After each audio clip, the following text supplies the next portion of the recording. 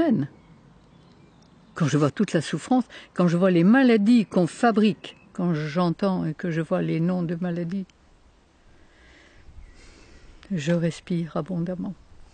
Mais ce n'est pas les maladies qu'il faut guérir. Vous soignez une maladie, médicalement, comme les médecins l'ont appris.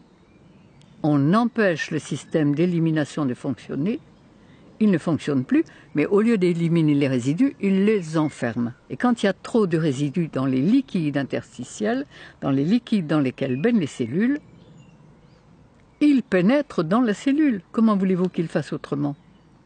Et quand les résidus pénètrent dans la cellule, soit ils déprogramment le cerveau et on fait quoi? Un cancer.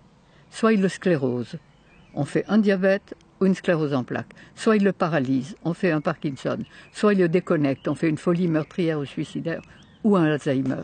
Et on fait toutes les maladies du monde en étant soigné comme on l'est. Lorsque j'étais enfant, il y a 80 ans, eh bien, un cancer, on n'en entendait pas parler.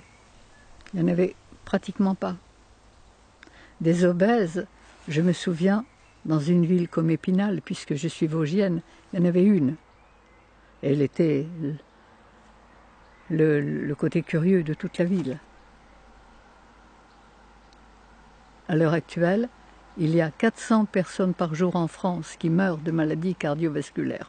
Bien soignées, d'accord, mais ils meurent quand même. Il y a un cancer sur 2 personnes et demie, m'a dit un professeur de cancérologie très connu. Il y a des diabètes en pagaille. Enfin, des maladies, il y en a de tous les côtés. Maladie de Lyme, on en invente toujours de nouvelles. Et il y a de plus, et on est malade de plus en plus jeune. Des dépressifs, des suicidaires. Quand j'étais enfant, il y a eu un suicide dans un village de 1000 habitants en 20 ans d'existence. J'y suis allée il y a quelques années, il y avait eu 4 suicides dans l'année. Et c'est là où, évidemment, on se rend compte qu'on marche totalement à l'envers. Mais cela a des raisons précises.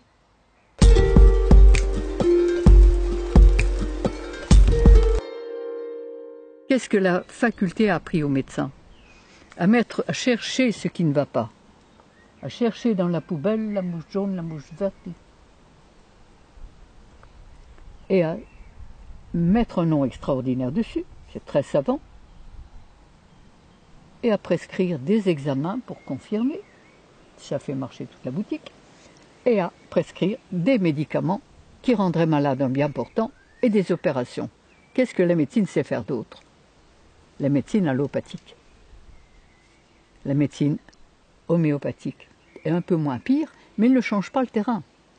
Je confirme que la faculté a appris aux médecins à éteindre les voyants rouges, à arrêter la souffrance, sans jamais se demander pourquoi ces voyants rouges se sont allumés, sans jamais se demander pourquoi on souffre. Donc, la faculté a fait du médecin, évidemment, il y a souffrance, on va se dépêcher d'arrêter la souffrance. Vous avez mal quelque part, on va mettre un grand nom. Si vous avez mal à gauche, ça sera une gauchite, à droite, ça sera une droitite. Ça coule par les sinus, c'est une sinusite. Ça, c'est la conjonctivite. Ça, c'est l'otite. Par le vagin, c'est une vaginite.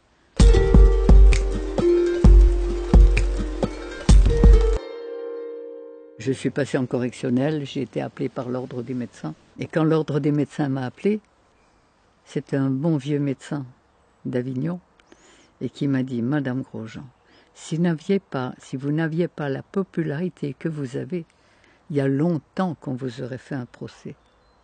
Et si on ne vous le fait pas, c'est uniquement parce que si on vous le fait, on va encore développer votre publicité. »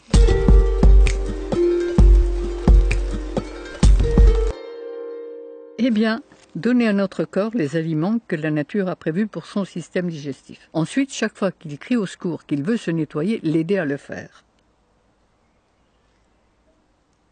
Et ça, la véritable médecine, elle est là.